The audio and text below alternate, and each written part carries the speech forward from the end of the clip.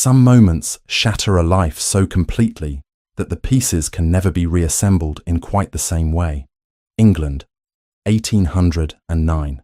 The morning air inside St. Mary's Church carried the scent of lilies and beeswax, mingling with the nervous breath of 200 assembled guests. Sunlight streamed through the tall Gothic windows, casting coloured patterns across the stone floor where Amelia Fairmont stood alone in the sacristy, 24 years old, and dressed in ivory silk that had taken her mother's seamstress 6 weeks to complete. The gown's delicate lace sleeves brushed against her wrists as she smoothed imaginary wrinkles from the skirt, her green-grey eyes fixed on the heavy oak door that separated her from the nave beyond. Through the thick wood, she could hear the murmur of conversation growing louder. Lady Margaret Fairmont, her mother, stood beside her with lips pressed into a thin line of controlled anxiety. "He will be here momentarily," she said, adjusting the pearl necklace at Amelia's throat with fingers that trembled despite her assured tone. "Mr. Wentworth is merely fashionably delayed. You know how gentlemen can be on such occasions." But 30 minutes had passed since the ceremony should have begun. Amelia's bouquet of white roses felt heavy in her hands, the stems wrapped in ribbon that matched the cream of her dress. She had chosen the flowers herself from the gardens at their London townhouse, cutting each bloom at dawn when the petals still held morning dew. Oliver had admired her love of gardening during their courtship, calling it charmingly domestic. She wondered now if he would notice the roses at all. "Perhaps I should check with the rector," Lady Margaret murmured, though she made no move toward the door. Instead, she fussed with Amelia's veil, repositioning the delicate fabric that cascaded down her daughter's back. "Your father is speaking with the guests, assuring them that everything is proceeding as planned." Amelia nodded, though unease had begun to coil in her stomach. Oliver Wentworth, with his handsome face and ready smile, had courted her with flattering attention for 8 months. He was the second son of an earl, well-dressed and charming, full of talk about future investments and plans for their life together. Her parents had been delighted by the match. The Viscount Fairmont's modest fortune would be secured through such an advantageous connection, and Amelia would gain the social position befitting a young woman of good breeding. She had believed herself fortunate. Oliver laughed easily and danced well. He complimented her intelligence when she discussed the botanical texts her grandmother had left her. He seemed everything a husband should be. On the previous evening, she had found her father alone in the study, a glass of brandy cooling at his elbow, and several folded letters spread across the desk. He had covered them the instant she stepped inside, forcing a smile that did not quite reach his eyes. "Nothing for you to trouble yourself over," he had said briskly. "Once tomorrow is done, many things will be set to rights." At the time, she had taken it as a reference to social expectations, not a glimpse of some lurking catastrophe. Through the sacristy door, the murmurs had shifted in tone. Where before there had been polite chatter and occasional laughter, now there were hushed whispers, the sharp intake of breath that signalled scandal unfolding. Lady Margaret's face paled. "Wait here," she commanded, and swept from the room with her skirts rustling against the stone floor. Amelia remained motionless, the bouquet growing slick in her damp palms. She counted her heartbeats, each one louder than the last. Outside the narrow window, a sparrow landed on the sill and tilted its head, regarding her with one bright eye before flying away. How simple it must be, she thought, to have wings. The door opened. Her mother entered with the rector, a portly man whose normally jovial expression had collapsed into sympathy. Behind them came Amelia's father, Viscount Harold Fairmont, his jaw clenched so tightly that the muscles stood out against his neck. In his hand, he clutched a folded piece of paper. "Amelia," her mother began, but seemed unable to continue. The rector cleared his throat. "Miss Fairmont, I am deeply grieved to inform you that Mr. Wentworth has sent word. He will not be attending the ceremony this morning." The words arrived like physical blows, each one striking against her ribs. Amelia stared at the paper in her father's hand, watching as he slowly extended it toward her. "He left this," her father said, his voice rough with suppressed fury. "A servant delivered it to the vestry entrance not 10 minutes ago." Her fingers moved without conscious thought, taking the letter and unfolding it. Oliver's handwriting sprawled across the page in confident loops, the same hand that had penned her love letters during their courtship. "Miss Fairmont," the letter began, dispensing with any pretense of warmth, "I find myself in a position where I must be forthright regarding circumstances that have recently come to my attention. I have determined that our union would not serve my interests as I had initially believed. I have made alternate arrangements that better suit my requirements. I trust you will understand that some matches are simply not destined to be fulfilled. I wish you well in your future endeavours. Your servant, Oliver Wentworth." The paper crumpled slightly in her grip. Not a word of apology, not even the courtesy of delivering this rejection in person. He had sent a servant, as though she were a tradesman being dismissed from employment. "What does it say?" her mother demanded, though Amelia suspected she already knew.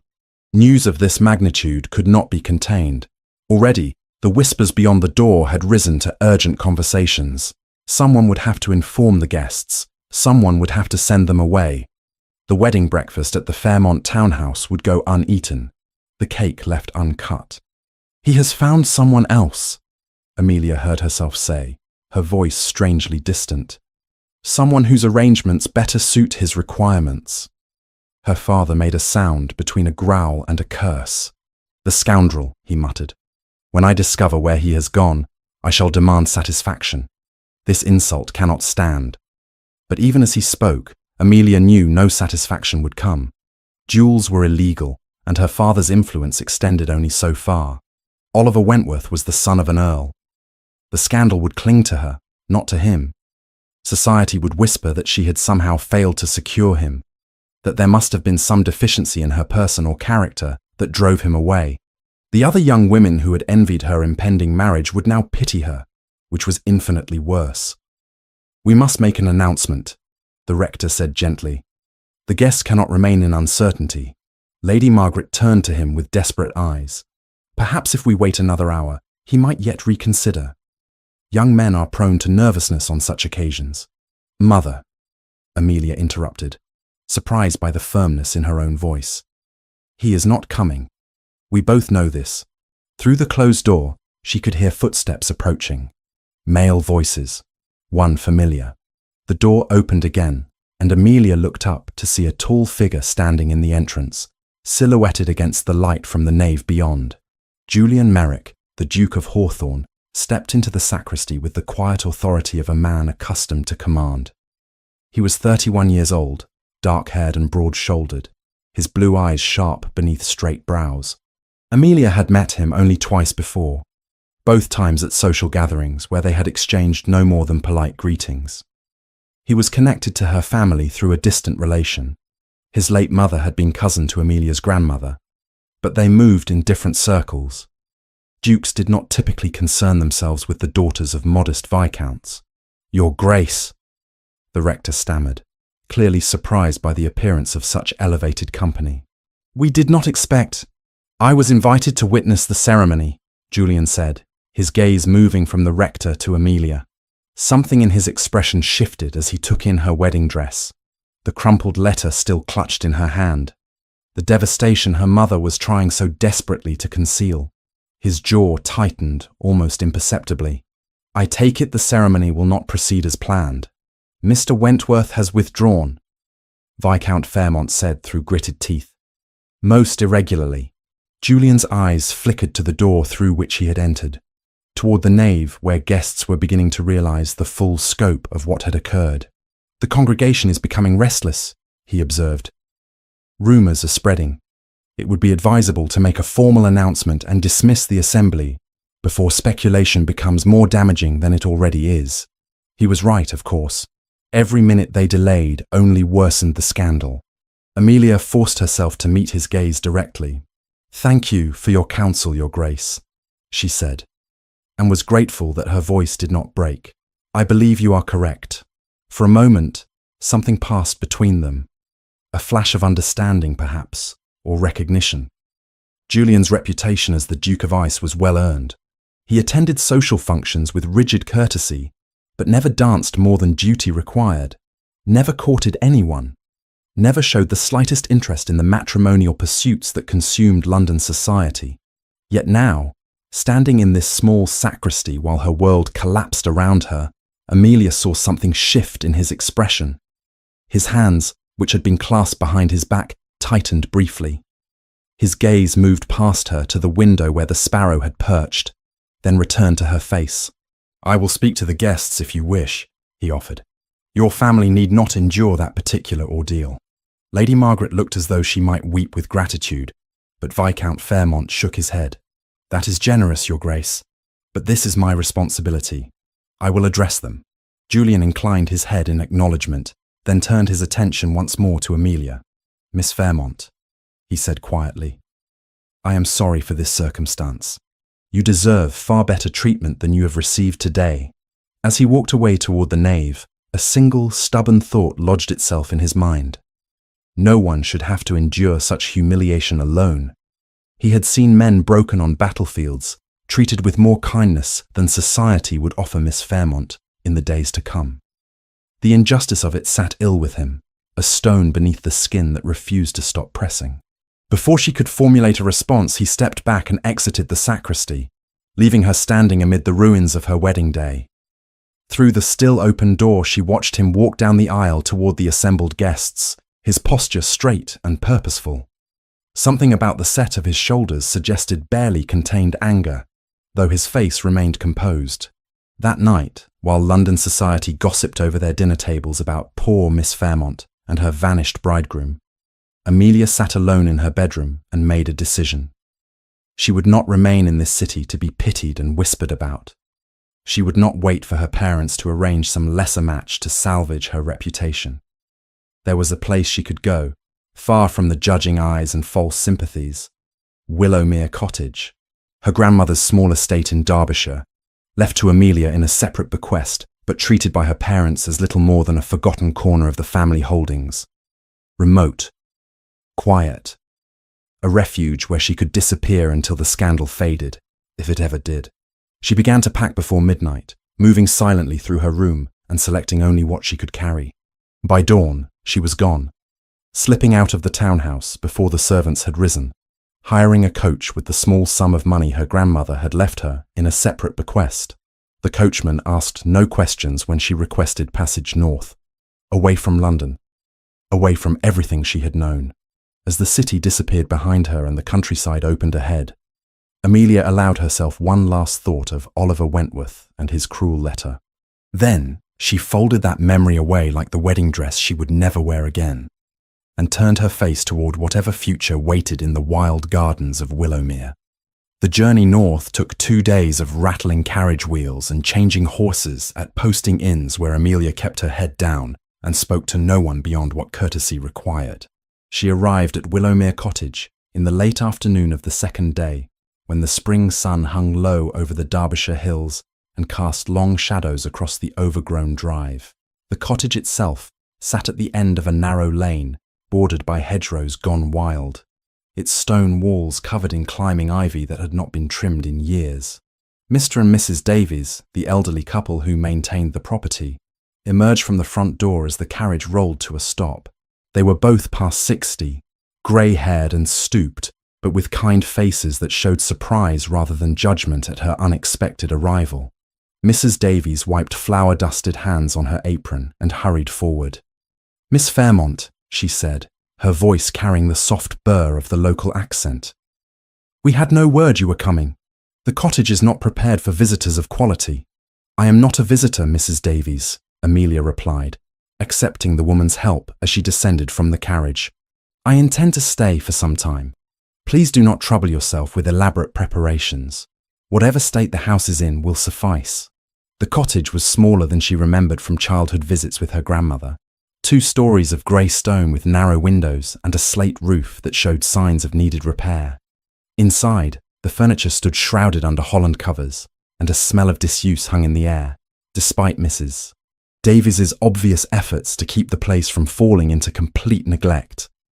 The parlour fireplace held cold ashes, and moisture stains marked the ceiling in one corner, where rain had found its way through deteriorating slate. "We'll have fires lit straight away," Mr. Davies said, already moving toward the woodpile. "And I'll see about that leak in the roof come morning." Didn't expect anyone to need the place this season. Amelia walked through the rooms slowly, removing her gloves and bonnet.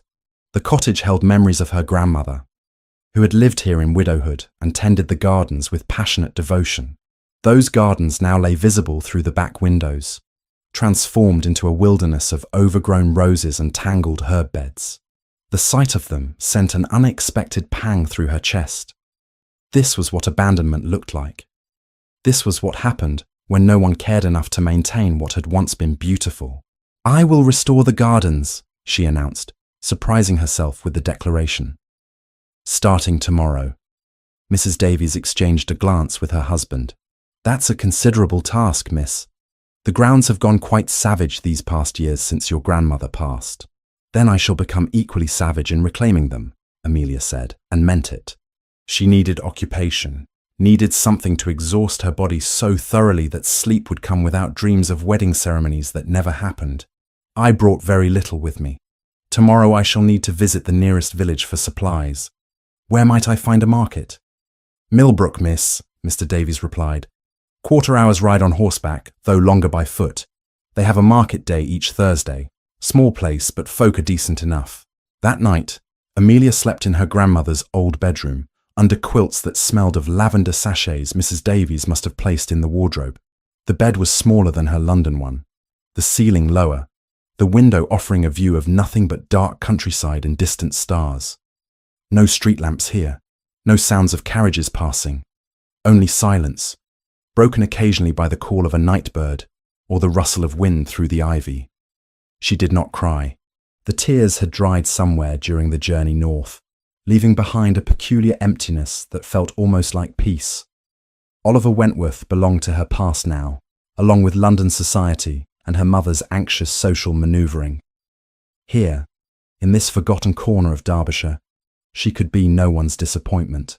She could simply exist. 3 weeks passed in a blur of physical labour that left her hands blistered and her muscles aching.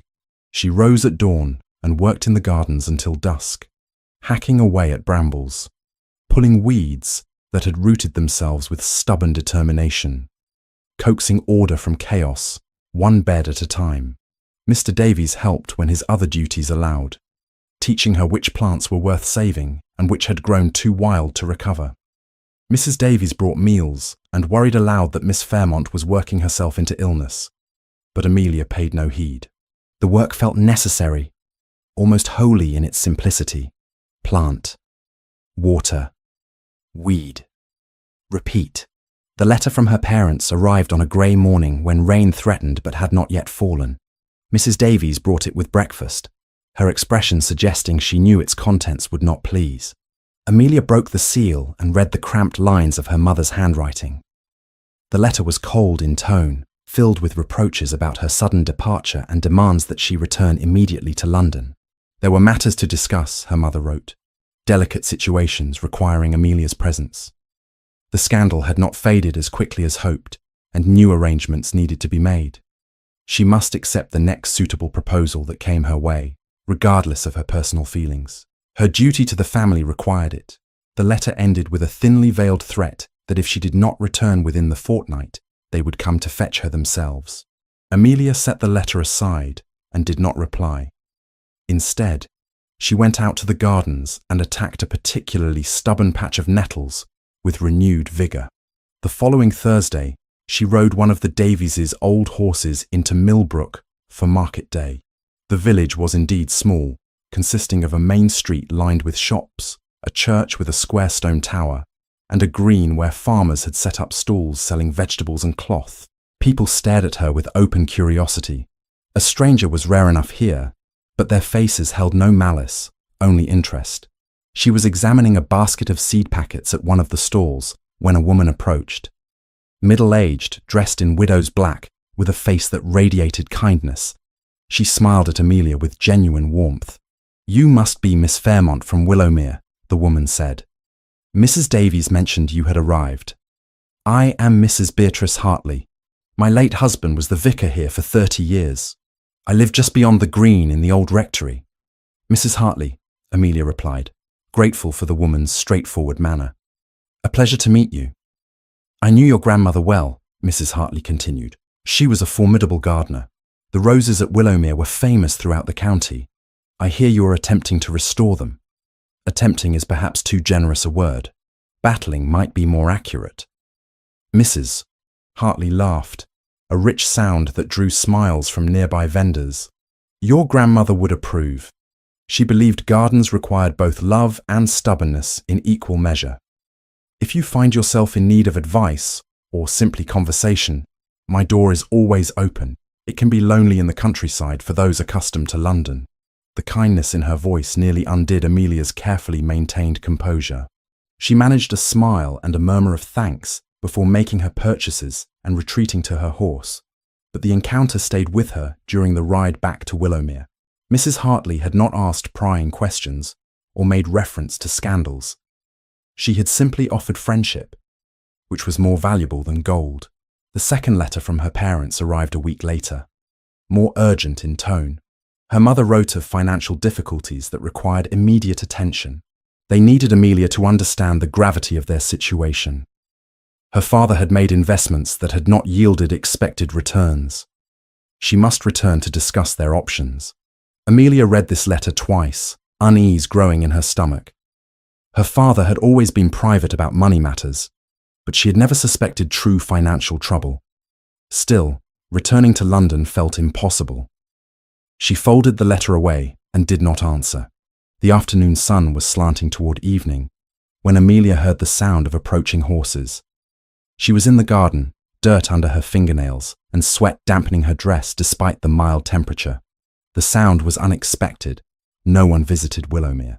She straightened slowly, wiping her hands on the apron she had borrowed from Mrs. Davies, and turned toward the front of the cottage. Two riders emerged around the corner of the house. One was a servant in dark livery, but the other made her breath catch in surprise. Julian Merrick, Duke of Hawthorne, sat his horse with the easy grace of a man born to the saddle.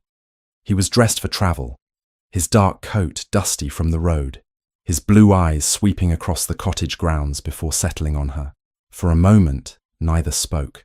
Amelia was acutely aware of her dishevelled appearance, the mud on her skirt, the fact that she stood before a duke looking like a common labourer.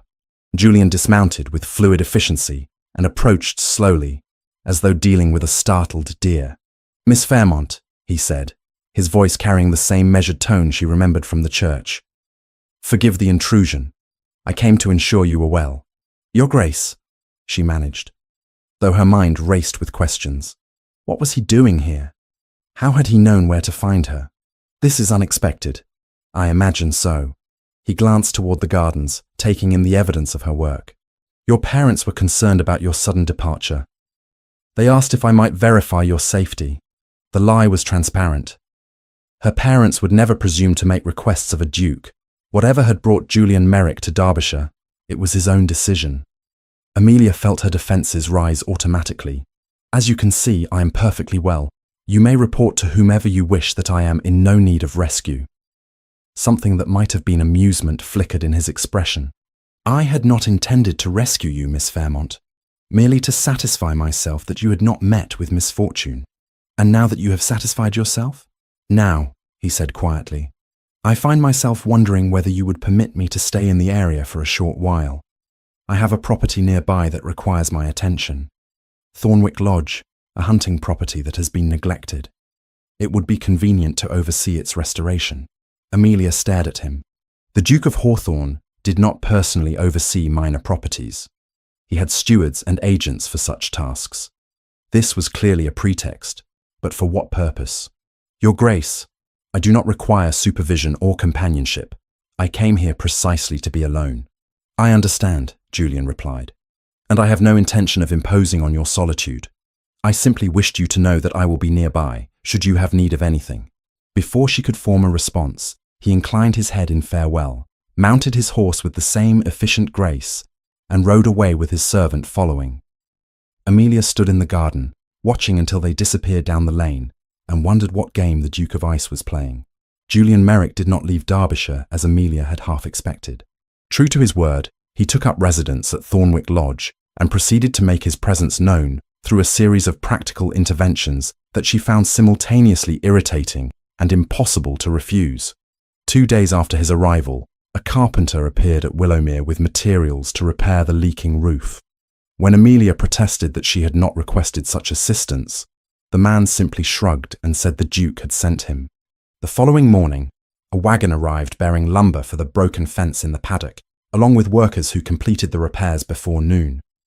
Amelia considered riding to Thornwick to confront him, but pride held her back. She would not give him the satisfaction of seeing how his interference both rankled and relieved her.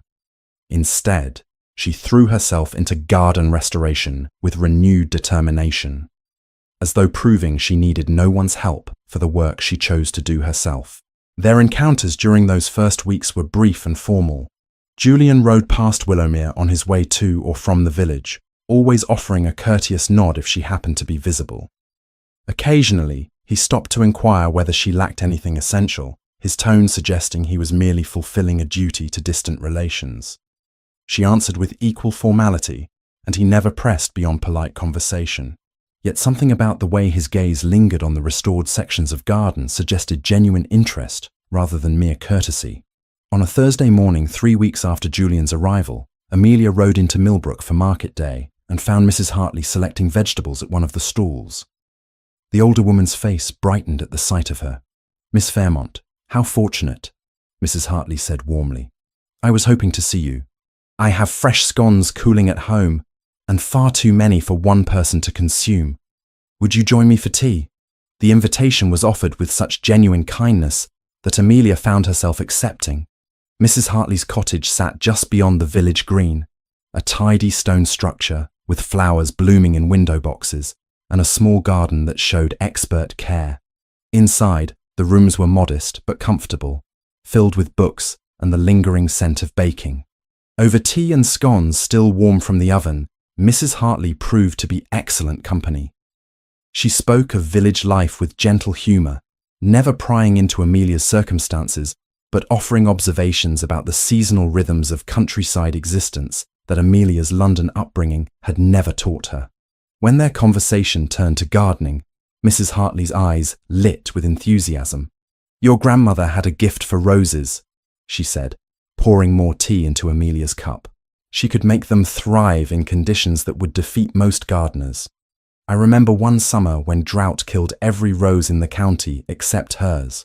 People came from miles away to see how she had managed it. I wish I had learned more from her while I had the chance," Amelia admitted. "I was very young when she passed, and my parents were not interested in gardening as anything more than decorative." "Knowledge can be recovered," Mrs. Hartley replied. "I have some of her notes, actually. She gave me cuttings and instructions years ago. You are welcome to them if they would be useful." Before Amelia could respond, the sound of horses drew Mrs. Hartley to the window. "Ah, the Duke," she murmured.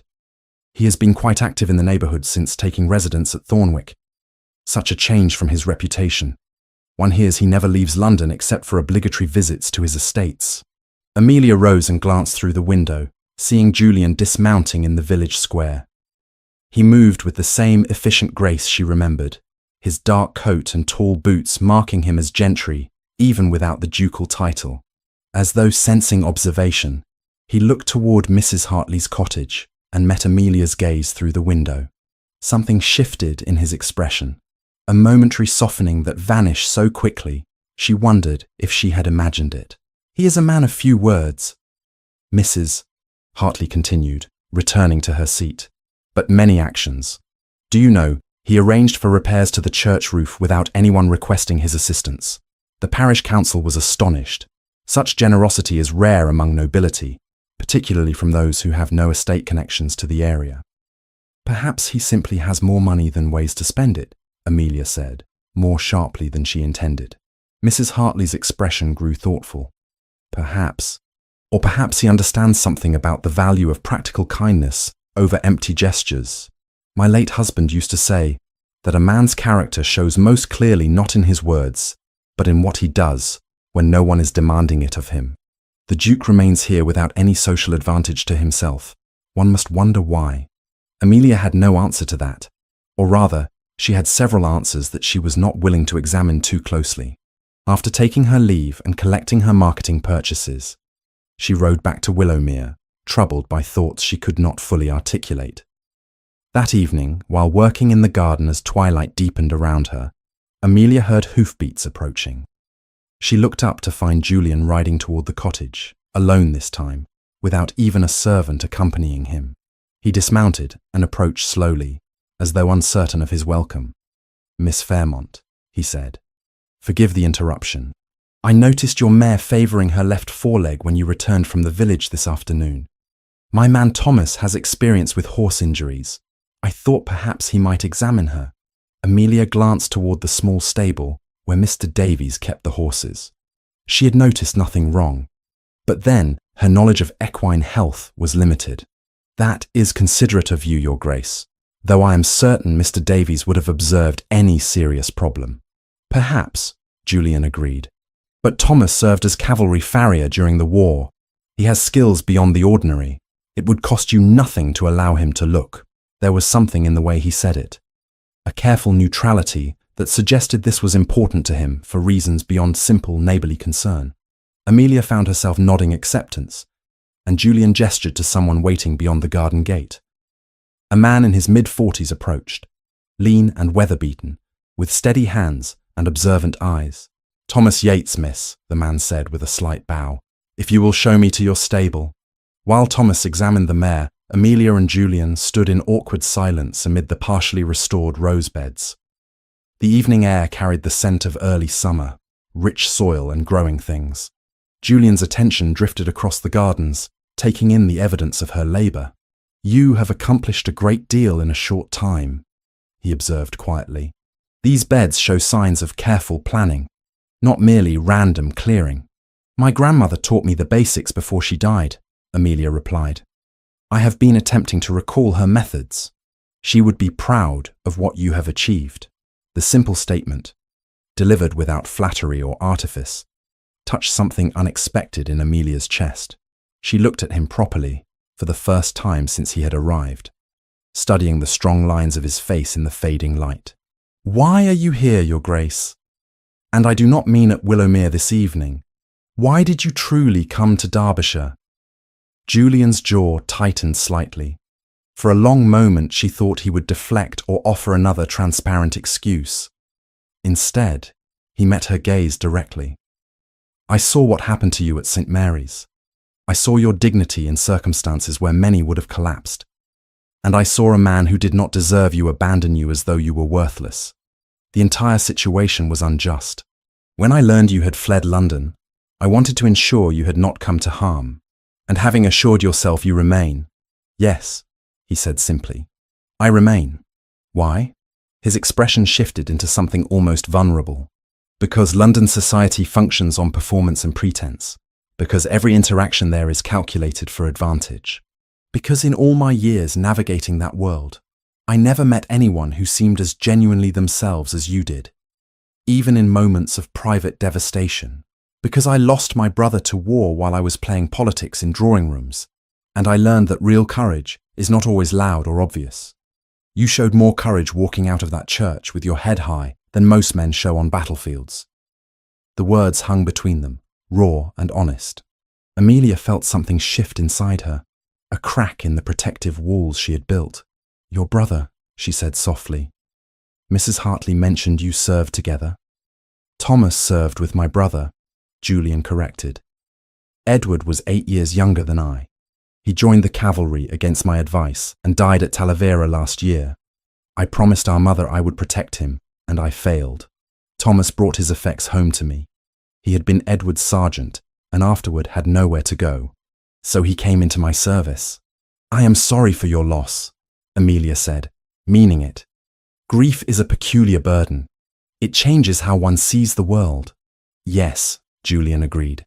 "It does. It makes one impatient with meaningless social rituals and more aware of what matters. Which is why, Miss Fairmont, I find myself in Derbyshire, attempting, rather poorly, to offer friendship to someone who clearly values her solitude." Before she could respond, Thomas emerged from the stable. "The mare has a stone bruise, miss," he reported. "Nothing serious if treated properly. I have applied a poultice and wrapped the hoof. Keep her stabled for 3 days with the poultice changed daily, and she should recover fully. Mr. Davies will know how to manage it. Thank you, Mr. Yates, Amelia said, grateful for the interruption that gave her time to compose herself.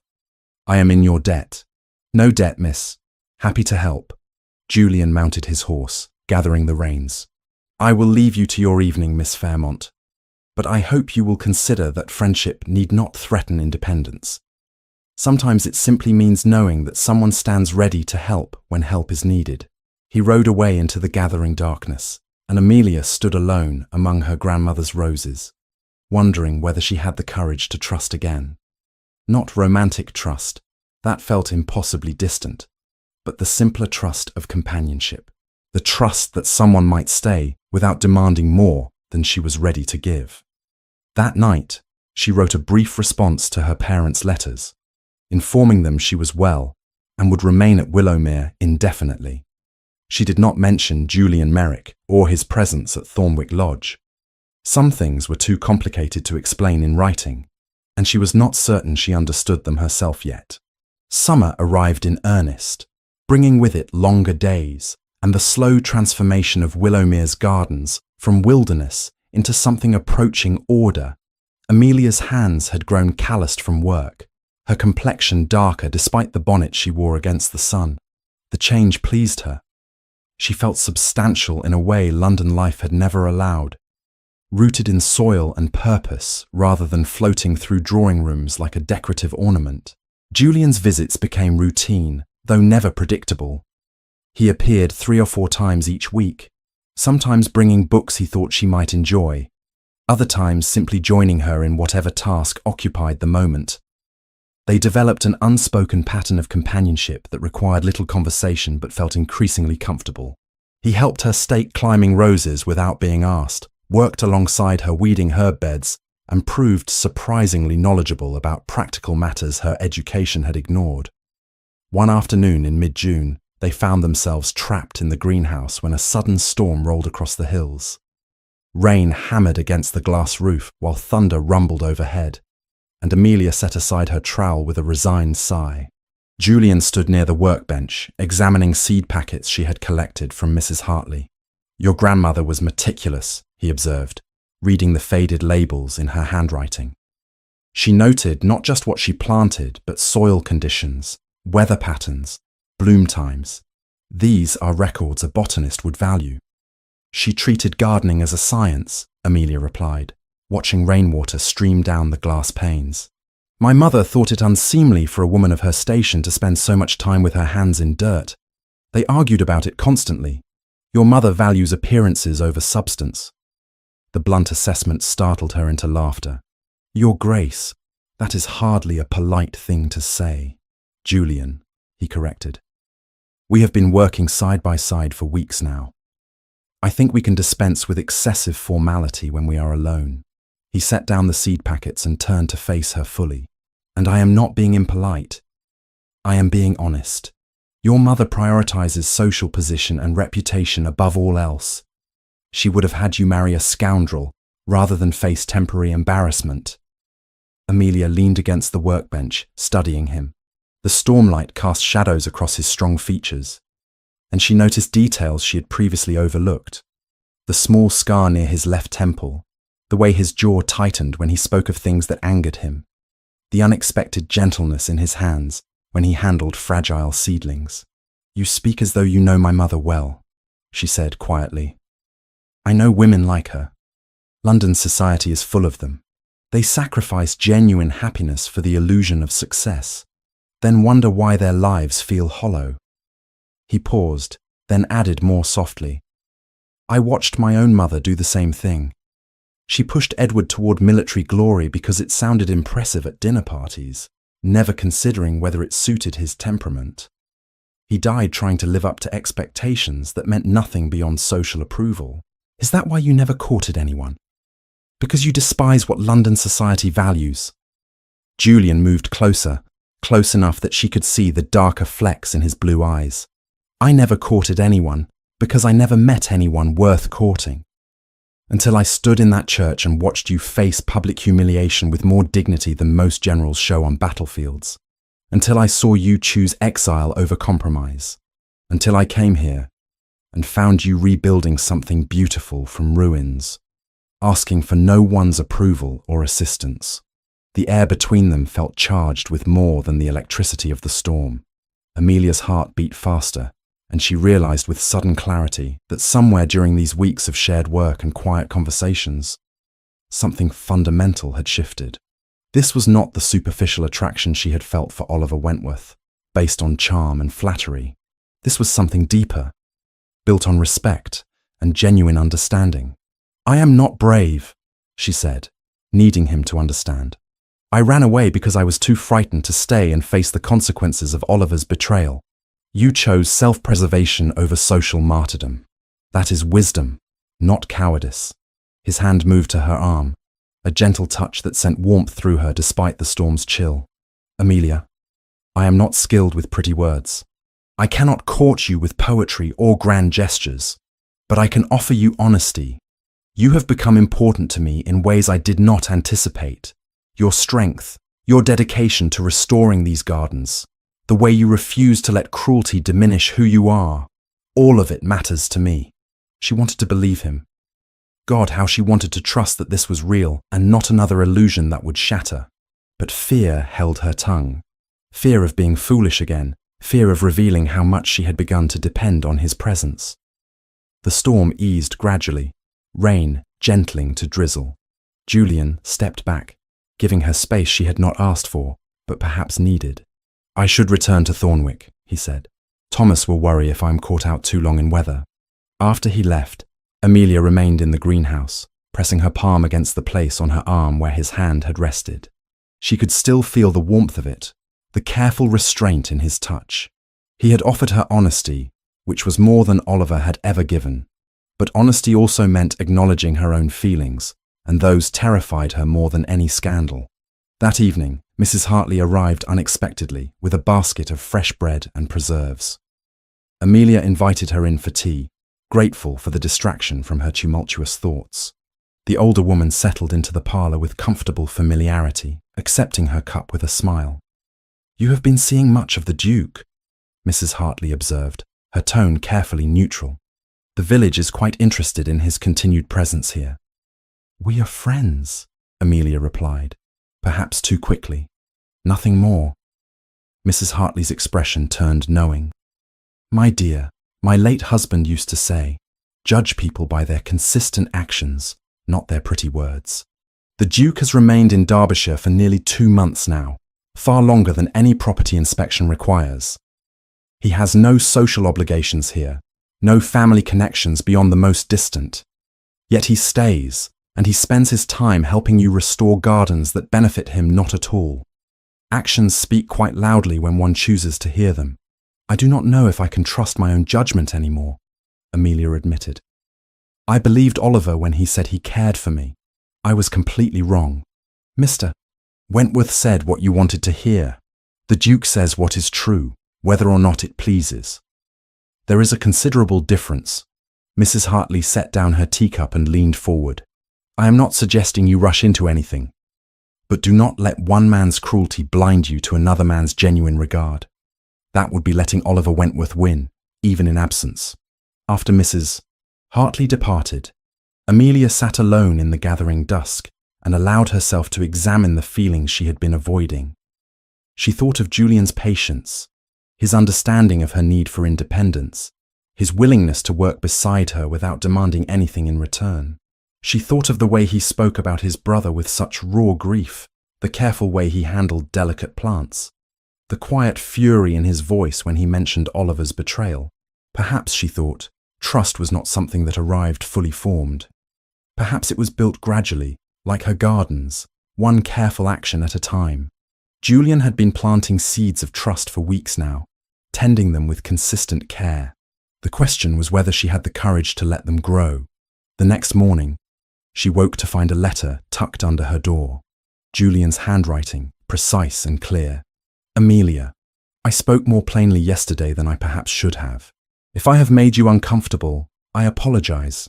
Your friendship matters more to me than any romantic consideration. I will respect whatever boundaries you require. Yours, Julian." She held the letter for a long moment, reading between the carefully formal lines to the vulnerability beneath.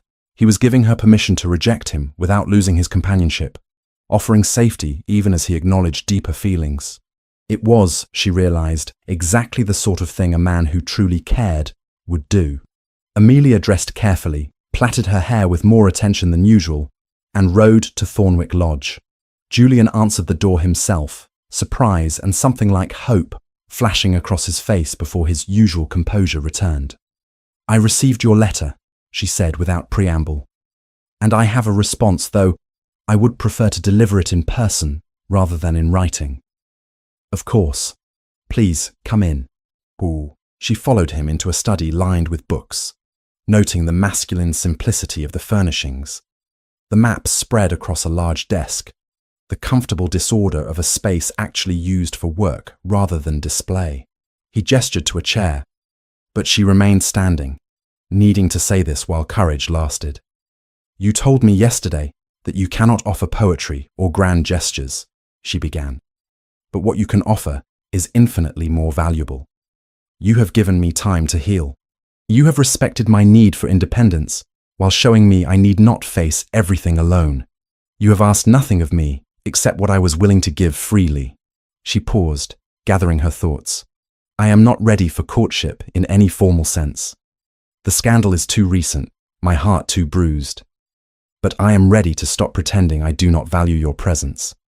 I am ready to acknowledge that when you are not here, I miss you. And I am ready to see where honest friendship might lead, if given time to develop naturally." Julian's expression transformed, warmth replacing his usual guarded restraint. "Time is something I can offer in abundance," he said quietly. "I am in no hurry, Amelia. What matters is that you know I am here, and I will remain here as long as you permit it." The weeks following Amelia's visit to Thornwick passed in a haze of sunlit afternoons and quiet contentment. She and Julian fell into an easy rhythm of shared meals and companionable work, their conversations ranging from botanical minutiae to philosophical debates about literature and politics. He brought her books from his library, and she taught him the proper way to deadhead roses without damaging new growth. It felt natural in a way her courtship with Oliver never had, built on mutual respect rather than performance. Then, on a humid afternoon in late July, everything changed. Amelia was arranging cut flowers in the parlour when Mrs. Davies appeared at the door, her expression troubled. "Miss Fairmont, there is a gentleman caller. He says he is an old acquaintance and requests a moment of your time." Amelia's hands stilled on the roses. She had few acquaintances who knew of Willowmere's location. "Did he give a name?" "Mr. Oliver Wentworth, miss." The vase nearly slipped from her grip. For a moment, she could not breathe, could not think beyond the rushing sound in her ears. Oliver, here. After months of silence, he had somehow found her refuge and invaded it with his presence. "Tell him I am not receiving visitors," she said, forcing her voice to remain steady. "I already did, miss. He was most insistent, said it was a matter of urgent importance regarding your family." Her family. Amelia's stomach twisted with anxiety. Perhaps something had happened to her parents. Perhaps this was not about Oliver at all, but genuine crisis. She set down the vase carefully. "Very well. Show him to the parlour, but ask Mr. Davies to remain nearby." Oliver Wentworth entered the room, looking much as she remembered. Handsome in a conventional way, with his fair hair and easy smile. But she noticed things now that love's blindness had concealed before.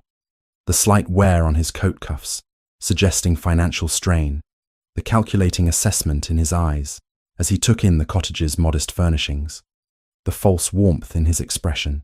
"Amelia," he said, moving forward as though to take her hands. She stepped back instinctively, and he halted, hurt flashing across his face. "You look well. Country life suits you."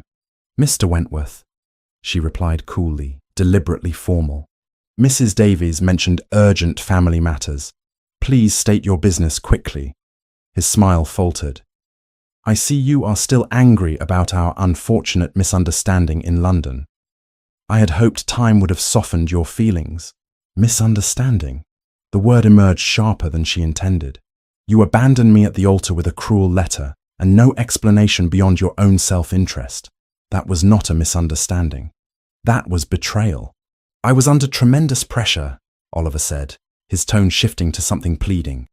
Financial difficulties I could not escape. Catherine Bromley's family promised relief from my circumstances.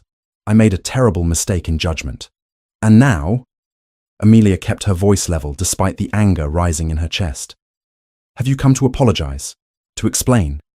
What purpose could your presence here possibly serve?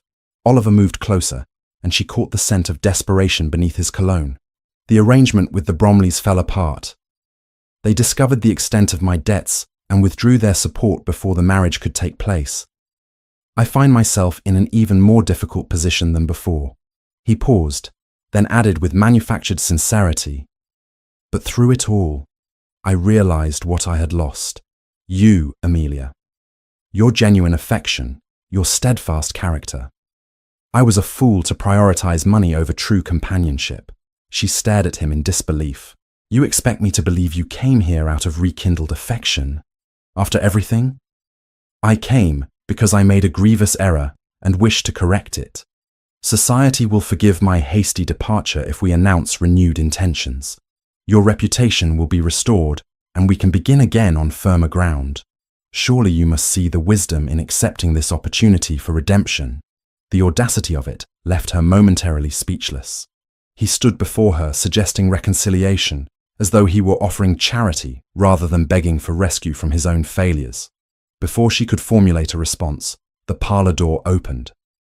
Julian stood in the doorway, and Amelia had never been more grateful to see anyone in her life. He took in the scene with one swift glance. Oliver's supplicating posture, her rigid stance, the tension crackling between them. His expression hardened into something cold and dangerous. Miss Fairmont, Julian said, his voice carrying the weight of ducal authority. I heard you had an unexpected visitor. I thought it prudent to ensure you were not distressed. Oliver's face paled as he recognized the Duke. Your Grace, I did not realize you were in residence nearby. This is a private conversation. Nothing about your presence here is private, Wentworth, Julian interrupted, moving into the room with predatory grace. You abandoned Miss Fairmont in the most public and humiliating manner possible. Your return now, uninvited and unwanted, constitutes harassment. I am merely attempting to repair damage caused by unfortunate circumstances, Oliver protested, though his voice had lost its confident edge. Surely your Grace understands that mistakes can be forgiven, arrangements reconsidered. I understand that you treated a woman of integrity and worth as though she were disposable, Julian said, his tone cutting. I understand that you now find yourself in desperate straits and view Miss Fairmont as a convenient solution to problems of your own creation. What I do not understand is how you possess the arrogance to imagine she would ever consider accepting your suit after such betrayal. Amelia felt something shift inside her, a final severing of whatever small doubt had remained. She looked at Oliver properly for the first time since he entered, seeing him with clear eyes unclouded by affection or nostalgia. He was exactly what Julian said. Desperate, manipulative, thinking only of his own advantage. Mr. Wentworth, she said, her voice steady and certain. The Duke is correct. You did not come here because you value me or regret causing pain. You came because your schemes failed, and you need rescue from consequences you brought upon yourself. But I am not a solution to your problems. I am not a commodity you can discard and then reclaim when convenient. Amelia, please be reasonable. I am being perfectly reasonable, she continued, cutting him off. What happened between us taught me something valuable. It taught me the difference between pretty words and genuine regard, between someone who takes what serves them and someone who gives without demanding return. You were never capable of real affection, Oliver. You were only ever capable of calculation. Oliver's expression shifted from pleading to something uglier. You think your position is secure here, alone and scandalous. Society will never forget what happened. No respectable man will want you after being publicly rejected. I am offering you a chance to salvage something from ruin, and you throw it back in my face. She does not need salvaging, Julian said, his voice dangerous in its quiet intensity. And she certainly does not need the doubtful honor of connection to a man drowning in debts and devoid of character. I suggest you leave, Wentworth, immediately. And if I choose to stay? To speak with Amelia further about matters that do not concern your grace? Julian's hand moved to rest on the back of a chair, and Amelia noticed the whiteness of his knuckles. Then you will discover exactly how much I can make your already difficult circumstances infinitely worse. I have considerable influence in London. One word from me, and what few doors remain open to you will close permanently. Your creditors will become less patient. Your family's tolerance will evaporate. Do I make myself clear?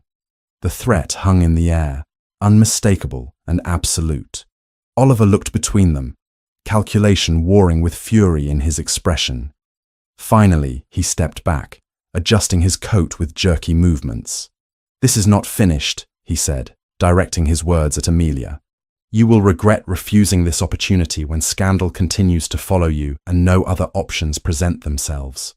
"The only thing I regret," Amelia replied quietly, "is ever believing you were worth my affection. Now leave my property and do not return." Oliver departed with a final glare that promised future trouble. The moment the door closed behind him, Amelia felt her legs weaken. She sank into the nearest chair, hands trembling with delayed reaction. Julian crossed the room and knelt beside her chair. His face creased with concern. "Are you well?" he asked gently. "Did he harm you?" "No. He only confirmed what I already knew." She looked at him. This man who had appeared like some avenging force at exactly the right moment. "How did you know to come?" "Thomas saw an unfamiliar horse at your gate. He recognized it as the type desperate men rent when they cannot afford to maintain their own. I came immediately." His hand covered hers carefully. "I should have dealt with him more permanently in London when I had the chance." "What you did was perfect," Amelia said. "You let me speak first. You let me reject him myself, rather than simply removing him. That mattered more than you know." Julian studied her face with such intensity that she felt exposed. "You were magnificent, stronger than steel and twice as unyielding. He came here expecting to find you broken and willing to accept crumbs. Instead, he found a woman who knows her own worth." The sincerity in his voice undid something inside her. She had been maintaining such careful control, keeping such careful distance between acknowledgement and action. But Oliver's appearance had clarified everything. Julian had rushed to defend her not because she was weak, but because he valued her. He had threatened a man of his own class to protect her dignity. He had stood back and let her fight her own battle while remaining ready to intervene if needed. That was love, not Oliver's calculated courtship or pretty lies. This quiet, steadfast presence that asked for nothing but offered everything. "Julian," she said softly, "I am grateful you are here. I will always be here," he replied, "for as long as you permit it." Oliver's departure did not bring the peace Amelia had anticipated. 3 days later, a carriage bearing the Fairmont crest appeared in the drive, and her parents descended upon Willowmere with the force of a military invasion.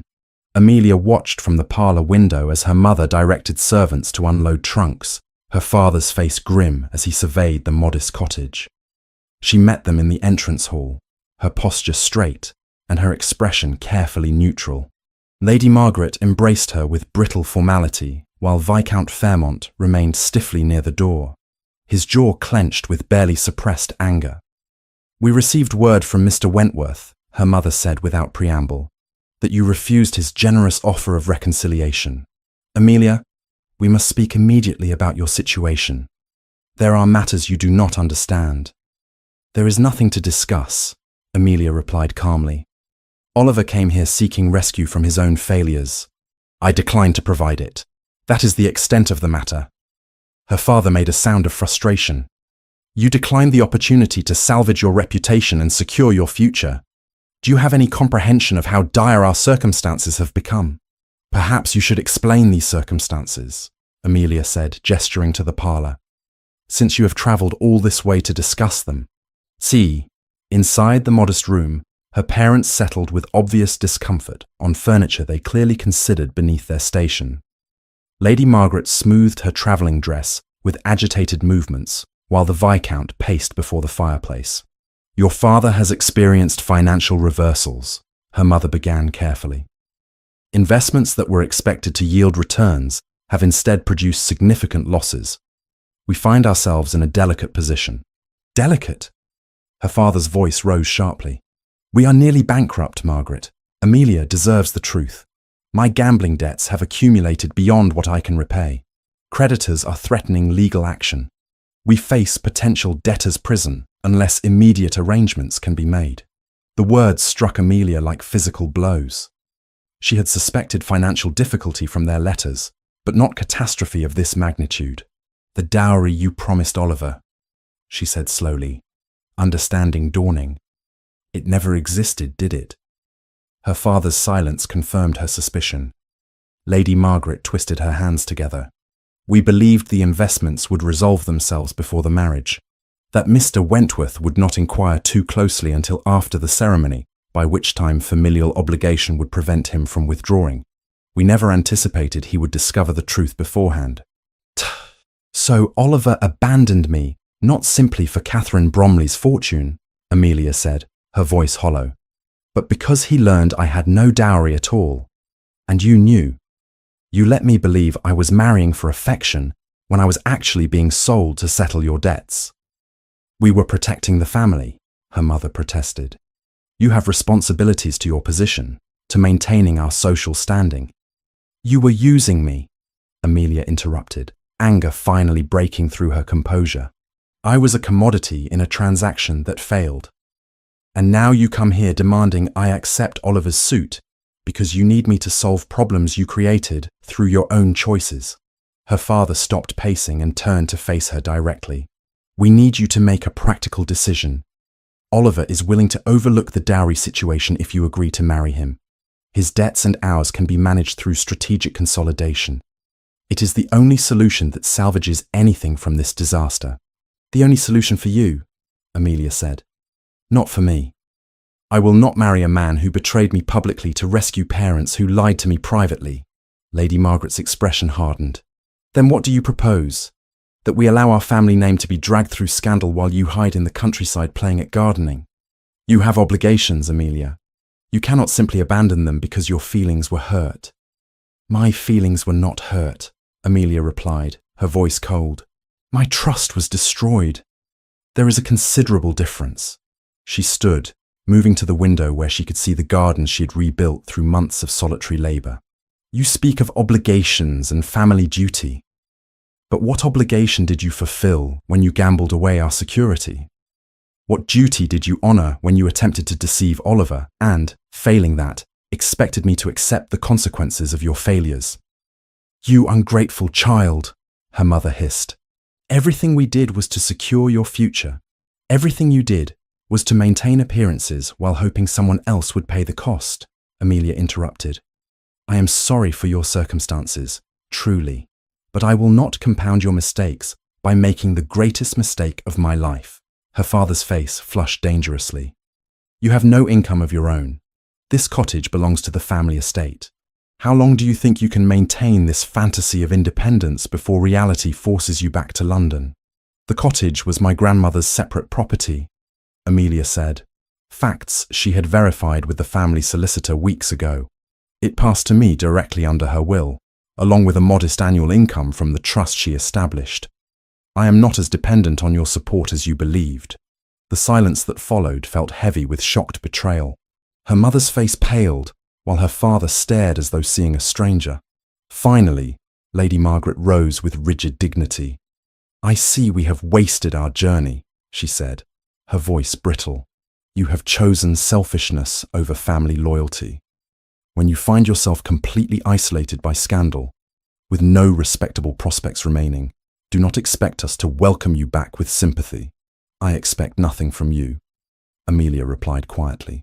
That, at least, will spare us all future disappointments.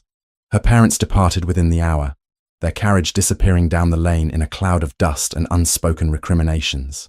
Amelia stood watching until they vanished from view, feeling simultaneously liberated and bereft. She had severed the ties that bound her to obligation and expectation, but the cutting had left wounds that would take time to heal. She was still standing at the window when Julian arrived an hour later, his expression concerned. Thomas had obviously informed him of the Fairmonts' arrival and departure. He entered the parlour without knocking, taking in her rigid posture and pale face. "They told you everything," he said. It was not a question. "They told me they are bankrupt, that my dowry never existed, that Oliver discovered the truth and fled to save himself from a marriage that would bring him nothing but debt." Her voice remained steady through sheer force of will. "They want me to marry him anyway, to somehow salvage their reputations and finances through advantageous union with a man equally desperate." Julian crossed to her, standing close enough that she could feel his warmth. "And you refused?" "Of course I refused. But Julian," she turned to face him, and he saw the devastation in her eyes. "They lied to me, used me. They cared nothing for my happiness, only for what I could provide them. I feel like I have been walking through my life blind, seeing only what I wanted to see rather than what actually existed." "You saw what loving parents should be," he said gently. "You are not at fault for having reasonable expectations of the people who should have protected you." "I am a fool." "You are human." His hands came up to frame her face, thumbs brushing away tears she had not realized were falling. "Amelia, listen to me. Your parents' failures are not yours to carry. Their choices do not diminish your worth. You are intelligent, strong, capable of extraordinary resilience. You rebuilt these gardens from wilderness. You can rebuild your life with equal success." "Can I?" The question emerged as a whisper. "Everyone I trusted has betrayed me. Oliver, my parents. How do I know who to believe anymore?" "You asked me once why I came to Derbyshire," Julian said, his blue eyes intense in the afternoon light. "You asked why I remained. I told you it was because I saw your courage at St. Mary's. That was true, but incomplete. I remained because in a world of performance and calculation, you were genuine, because your kindness to servants was not strategic, but instinctive, because when cruelty shattered your world, you did not become cruel in return. You simply became more careful, which is wisdom, not weakness." His words wrapped around her like shelter. "You have been so patient with me, never demanding more than I could give, because patience is easy when the outcome matters. Amelia, I have watched you heal yourself over these months, watched you find strength you did not know you possessed. I would wait years more if needed, simply to remain in your presence. But I want you to know." He paused, choosing words with visible care. "What I feel for you is not pity or obligation. It is profound admiration for who you are, deep affection for the person you have become, and hope that someday you might trust me enough to allow me closer to your heart." She looked at him, this man who had defended her against Oliver, who had helped her rebuild gardens without taking credit, who had offered friendship when romance felt impossible and never pressured for more. The realization came like dawn breaking, gradual then suddenly complete. "I already trust you," she said. "That terrifies me. But it is true. Then will you trust me now?" He stepped closer, closing the final distance between them. "Trust that I mean what I say, that I will not abandon or betray you, that what I offer is not convenience, but genuine regard, built on months of knowing exactly who you are." The storm outside had been building all afternoon, and as Julian finished speaking, rain began to fall. Amelia heard it against the windows, steady and cleansing. She thought of her parents' departure, Oliver's rejection, all the ways her old life had dissolved. And she thought of Julian, who had appeared in the wreckage and stayed. "I trust you," she whispered, and reached for him. His arms came around her carefully, as though she were something precious and fragile. But Amelia did not feel fragile. She felt grounded and certain in ways she had never experienced with Oliver's charming lies or her parents' conditional love. This was real. This steady heartbeat beneath her cheek, these strong arms holding her through grief, this quiet certainty that she was valued for herself alone. "Stay," she said against his chest. "Please stay. Always," he promised, and meant it. The weeks that followed were a careful dance between healing and hope. Julian did not press for formal courtship, despite what had passed between them during the storm. Instead, He became a constant presence at Willowmere, their friendship deepening into something more profound, yet still undefined. They rode together across the Derbyshire hills, worked side by side in the gardens, shared meals where conversation ranged from philosophical debates to comfortable silence. Mrs. Hartley watched their progression with knowing approval, while Thomas Yates maintained respectful discretion about his employer's frequent absences from Thornwick Lodge. It was Mrs. Hartley who suggested, one afternoon over tea, that perhaps it was time for Amelia to consider returning to society. Not London immediately, but gradual reintroduction through local connections that might smooth her eventual re-entry to wider circles. "Your Grace has been exceedingly patient," Mrs. Hartley observed, directing her comment to Julian with gentle frankness. "But sooner or later, Miss Fairmont's situation must be formally resolved. The countryside provides excellent refuge, but it cannot remain permanent exile unless that is genuinely what she wishes." Amelia set down her teacup carefully. "What I wish is irrelevant if society has decided I am ruined beyond redemption." "Society decides nothing permanently," Julian replied. "Power and influence shape perception. If I formally announce my intention to court you, present you as my intended Duchess, society will realign its judgments accordingly. No one questions a duke's choice of bride without considerable risk to themselves." The casual mention of Duchess made Amelia's breath catch. They had avoided discussing marriage explicitly, though it hung unspoken between every shared glance and lingering touch. "You would face criticism," she said quietly. "Whispers about why you chose someone touched by scandal." "Let them whisper," Julian said with the dismissive arrogance that sometimes surfaced when his ducal authority was challenged. "I have wealth, title, and influence they cannot match. More importantly, I choose you not despite your circumstances, but because of who you are. Anyone who cannot understand that distinction is unworthy of consideration." Mrs. Hartley smiled into her tea. "Well spoken, Your Grace. Miss Fairmont, you must decide what future you want: permanent countryside retirement or eventual return to broader society. Both are valid choices, but they require different strategies." That evening, Amelia walked alone through the gardens now fully restored, considering Mrs. Hartley's words. The roses her grandmother had planted decades ago bloomed magnificently, proof that careful tending could resurrect what seemed lost. She had rebuilt these gardens. Perhaps she could rebuild her life as well, not as the frightened girl who fled London, but as the woman she had become through solitude and Julian's steady companionship. For months, she had defined courage as the act of leaving, walking away from the altar, from London, from the expectations that had nearly broken her. Now, as she traced familiar paths between beds she had coaxed back to life, she began to suspect there was another kind of bravery: to walk back into the very rooms that had once witnessed her humiliation, not as a supplicant seeking pardon, but as a woman who knew her own worth. The decision, once made, felt surprisingly simple.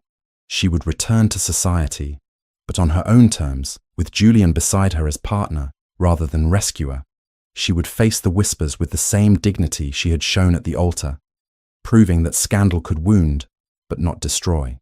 When she informed Julian of her decision the following morning, his expression transformed with relief and something deeper, pride mixed with profound affection. "We should do this properly," he said. "Return to London together. Announce our engagement formally. Give society no room to doubt my intentions or your value. There will be complications," Amelia warned. "Oliver may attempt further interference. My parents will likely cause difficulties. Your family. Do you even have family who might object? An uncle who serves as trustee to the estate. Several distant cousins I rarely see. None whose opinions matter more than yours." Julian took her hands, his touch warm and steady. "Amelia, I am not asking you to face London for my sake or society's. I am asking whether you are ready to stop hiding from a world that wronged you and claim the life you deserve." She thought of her grandmother, who had lived here after widowhood by choice, not exile, who had built beauty from wilderness through sheer determination. "Yes," she said, "I am ready." The journey to London took 3 days, during which they stopped at respectable inns where Julian ensured Amelia had separate accommodation and proper chaperonage through a maid he hired specifically for propriety's sake. Every detail was managed to prevent additional scandal, though Amelia suspected rumours would spread regardless. A duke travelling with an unmarried woman, even with every courtesy observed, would generate speculation. They arrived in London on a grey October afternoon, the city vastly different from the spring morning when Amelia had fled. Julian escorted her directly to his townhouse in Mayfair, where his staff received her with such careful deference that she knew he had prepared them thoroughly. A suite of rooms had been arranged for her use, and an elderly cousin of Julian's was already in residence to serve as chaperone, ensuring absolute propriety. The formal announcement of their engagement appeared in the papers 2 days later. Julian had composed it with characteristic directness. Julian Merrick, Duke of Hawthorne, is pleased to announce his betrothal to Miss Amelia Fairmont, daughter of Viscount and Lady Fairmont. The engagement was formed during residence in Derbyshire and is the result of sincere attachment and mutual regard. A wedding date will be announced in due course. The response was immediate and divided. Some of Julian's social circle expressed delight, others bewilderment that the Duke of Ice had finally chosen to marry, and still others whispered about the irregularity of courting a woman so recently involved in public scandal. Amelia heard none of it directly. Julian shielded her carefully during those first days, but she knew the whispers existed. The first true test came at a ball hosted by the Duchess of Pemberton, a woman whose social standing made her approval nearly mandatory for acceptance in highest circles. Julian had secured an invitation and escorted Amelia with such visible pride that entering the ballroom felt less terrifying than she had anticipated. Conversations faltered as they appeared. Amelia felt the weight of dozens of eyes assessing her, judging her, comparing her to the humiliated bride of months ago. But Julian's hand at her back remained steady, his expression daring anyone to show disrespect. The Duchess herself approached, a formidable woman in her 60s with sharp eyes and sharper wit. "Your Grace," she said to Julian, "how unexpected to see you at a ball. You typically avoid such gatherings with admirable consistency." "I had no reason to attend before," Julian replied smoothly. "Now I have every reason. May I present my betrothed, Miss Amelia Fairmont?" The Duchess studied Amelia with disconcerting intensity. "Miss Fairmont, I understand you have been residing in Derbyshire. Quite the change from London society." "Yes, Your Grace," Amelia replied, keeping her voice steady. "I found the countryside beneficial for reflection and restoration. Sensible. London can be exhausting, particularly when one becomes the subject of unkind gossip." The Duchess's expression softened slightly. "My late husband once told me that true character shows not in avoiding scandal, but in how one recovers from it. You appear to have recovered admirably, and His Grace's regard speaks volumes about your worth. He is not a man easily impressed." The words, delivered with such authority, rippled through the nearby guests. Amelia felt the atmosphere shift, whispers changing tone from judgment to speculation. The Duchess of Pemberton's approval carried immense weight. If she accepted Amelia, others would follow or risk social disadvantage. The evening progressed with cautious success. Some guests remained coolly formal, but others approached with genuine warmth once the Duchess's blessing became clear. Julian remained at Amelia's side throughout, a solid presence that announced she was under his protection, and any insult to her would be considered an insult to him. Then, across the crowded ballroom, Amelia saw Oliver Wentworth. He stood near the refreshment tables, dressed in evening clothes that looked slightly shabby compared to the surrounding elegance. His face was thinner than she remembered, his expression carrying desperation he could no longer fully conceal. When their eyes met, something ugly flickered across his features. Julian noticed immediately, his body tensing beside her. "Do you wish to leave?" he asked quietly. "No," Amelia replied, though her heart raced. Running accomplished nothing before. It will accomplish nothing now. In Derbyshire, she had refused him for the sake of her own sanity, reclaiming her right to live without the weight of his betrayal. Here, beneath chandeliers and the watchful gaze of London society, the stakes were different. This was not merely about private closure. This was about who she would be remembered as. The girl who had been abandoned, or the woman who had chosen herself.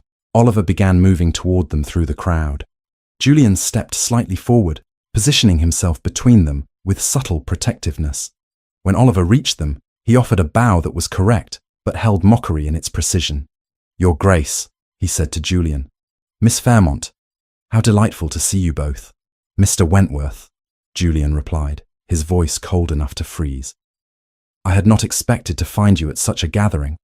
I thought your financial circumstances precluded participation in events requiring appropriate attire." Oliver's smile tightened. "I manage. Though some of us do not have the advantage of ducal resources to smooth our paths through difficulty, some of us do not create our difficulties through cowardice and dishonesty," Julian countered. "You would do well to remember that your current circumstances are consequences of your own choices." The nearby guests had fallen silent, sensing confrontation. Oliver's face flushed, but he turned his attention to Amelia with poisonous sweetness. "Miss Fairmont, I hope you understand what you are undertaking. His Grace is known for his coldness, his inability to form genuine attachments. When the novelty of rescue wears thin, you may find yourself bound to a man incapable of true affection." Before Julian could respond, Amelia stepped forward. "Mr. Wentworth," she said clearly, her voice carrying to the listening audience, "you know nothing of genuine affection. You have confused calculation for courtship and self-interest for devotion. His Grace has shown me more authentic regard in months than you managed in false months of pretense. I suggest you leave this gathering before you embarrass yourself further." Oliver's expression twisted with fury. "You think you have won, but society has a long memory. They will never forget that you were left at the altar, that you fled like a coward, and they will remember that I confronted a man of your character with more grace than you deserve." Amelia interrupted. "Now leave. You are not welcome in my presence." For a moment, Oliver looked as though he might continue his attack. Then Julian moved forward slightly, his posture radiating threat despite making no overt gesture. Oliver stepped back, his courage failing, and retreated through the crowd with what dignity he could salvage. The ballroom remained silent for several heartbeats.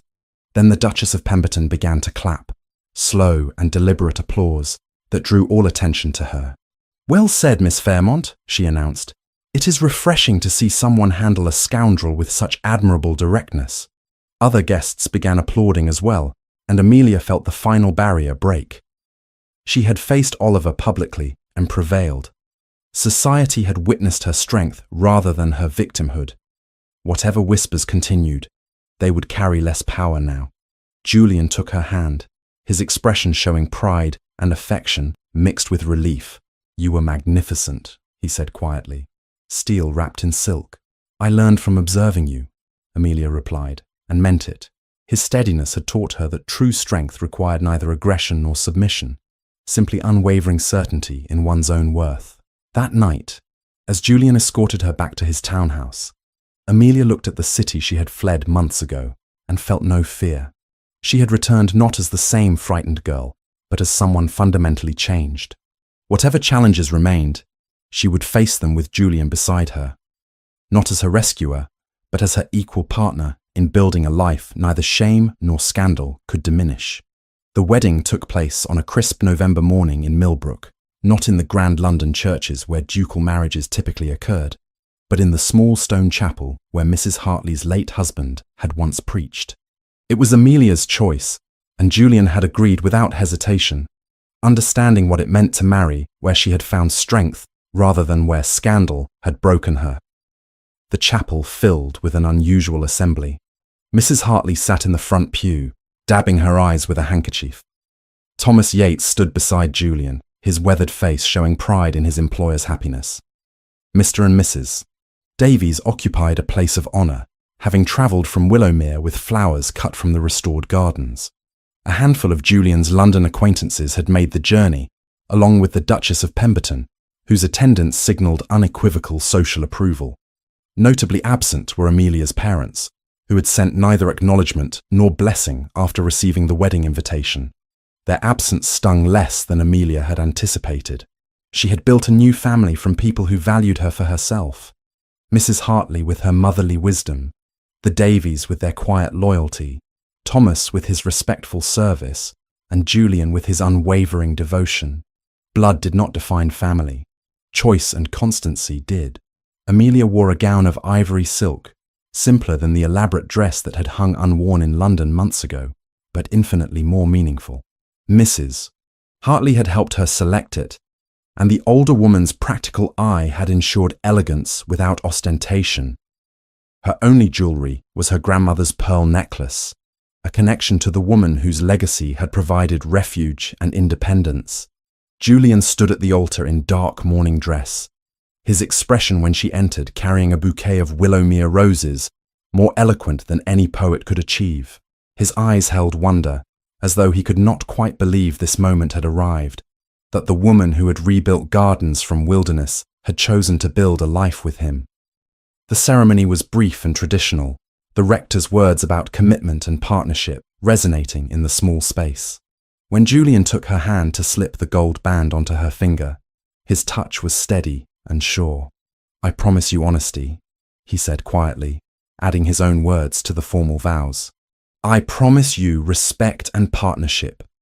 I promise that you will never doubt your worth or my constancy." "I promise you trust," Amelia replied, her voice clear despite the emotion tightening her throat. "I promise to choose courage over fear. I promise that we will build something real, not performative, together." The kiss that sealed their marriage was gentle, but carried depth, a promise of intimacy yet to be fully explored, of partnership already firmly established. When they turned to face their small gathering, the applause felt genuine in ways London society events never had. The wedding breakfast took place at Willowmere Cottage, which Mrs. Hartley had helped transform into a space worthy of celebration.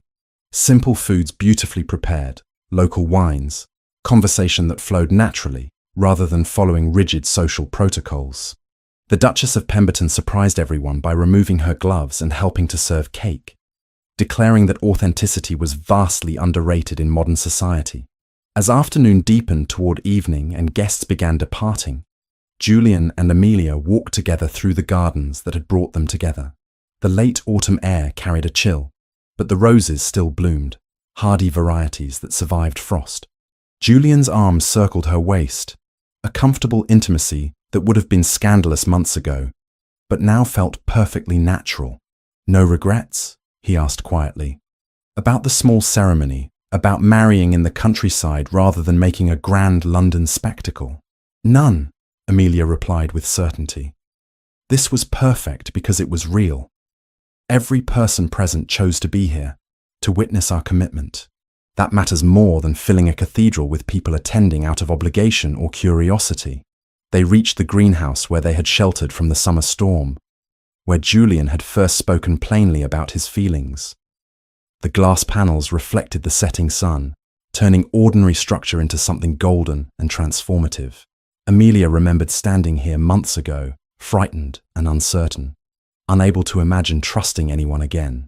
"Do you remember," Julian said, as though reading her thoughts, "when I told you I could not offer poetry or grand gestures?" "I remember. You offered honesty instead, which proved infinitely more valuable."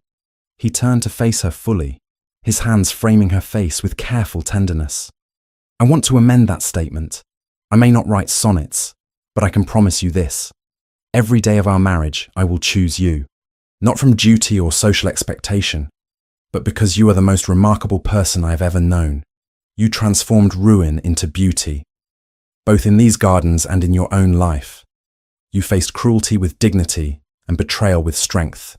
You taught me that real courage is not the absence of fear, but the willingness to risk trust despite past wounds." Tears blurred Amelia's vision. "You gave me time to heal without demanding I hurry the process. You showed me that genuine regard does not require performance or perfection. Julian, I was so broken when you found me. I thought Oliver had destroyed my ability to believe in anything good. He broke your illusions." Julian corrected gently, "But illusions are meant to be broken. What he could not touch was your essential self, your intelligence, your resilience, your capacity for growth and renewal. Those were always yours, Amelia. I simply reminded you they existed.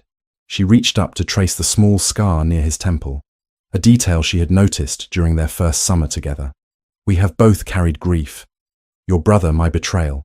Perhaps that is what allowed us to understand each other. Perhaps, he agreed. Or perhaps some connections transcend explanation. I saw you standing in that church, abandoned and humiliated, and something in my chest shifted. I did not know then what it meant, but I knew I could not simply walk away and forget you existed. Night was falling properly now, the garden surrendering to darkness, broken only by lamplight from the cottage windows. Inside, Mrs. Hartley and Thomas would be supervising final cleanup, ensuring everything was properly managed so the newly married couple could have privacy. Tomorrow they would travel to one of Julian's estates for a brief wedding journey before returning to divide their time between London obligations and Derbyshire refuge. But tonight belonged to beginnings, to the tentative exploration of marriage not built on illusion or social advantage, but on genuine partnership forged through months of careful trust building. Come inside, Amelia said softly. We have a lifetime of gardens ahead of us, but tonight I simply want to be with you, without audience or expectation. Julian smiled, that rare, unguarded expression that transformed his usually severe features into something warm and open. That sounds perfect. No performance, no pretense, just us. They walked back to the cottage hand in hand, leaving the gardens to their autumn dormancy. Behind them, the roses that had witnessed their courtship would sleep through winter, gathering strength for spring's renewal. Like those roses, Amelia and Julian had weathered storms and emerged stronger, their roots deep enough now to sustain them through whatever seasons lay ahead. Inside Willowmere's warm embrace, Amelia realized this was what her grandmother had known, that true happiness was not found in grand London ballrooms or elaborate social performances, but in moments of genuine connection, in gardens tended with patience, in partnerships built on honesty, in the quiet courage required to choose love again after betrayal had taught fear. She had fled to this place, broken and seeking refuge. She left it whole, not because someone had rescued her, but because she had learned to rescue herself. And in doing so, she had found someone willing to walk beside her as an equal, building beauty from ruins together. The cottage door closed behind them, and whatever lay beyond, society's continued whispers, her parents' eventual reckoning, the ordinary challenges of married life, could wait. Tonight was simply theirs, the first of thousands of nights to come, each one a choice to continue building the life they had imagined during those long summer afternoons in grandmother's garden. Some love stories begin with grand passion. Theirs had begun with quiet persistence, with garden soil under fingernails, and honest conversations that acknowledged pain without being consumed by it. It was not the story Amelia had imagined when she stood at St. Mary's altar awaiting a groom who never arrived. It was infinitely better.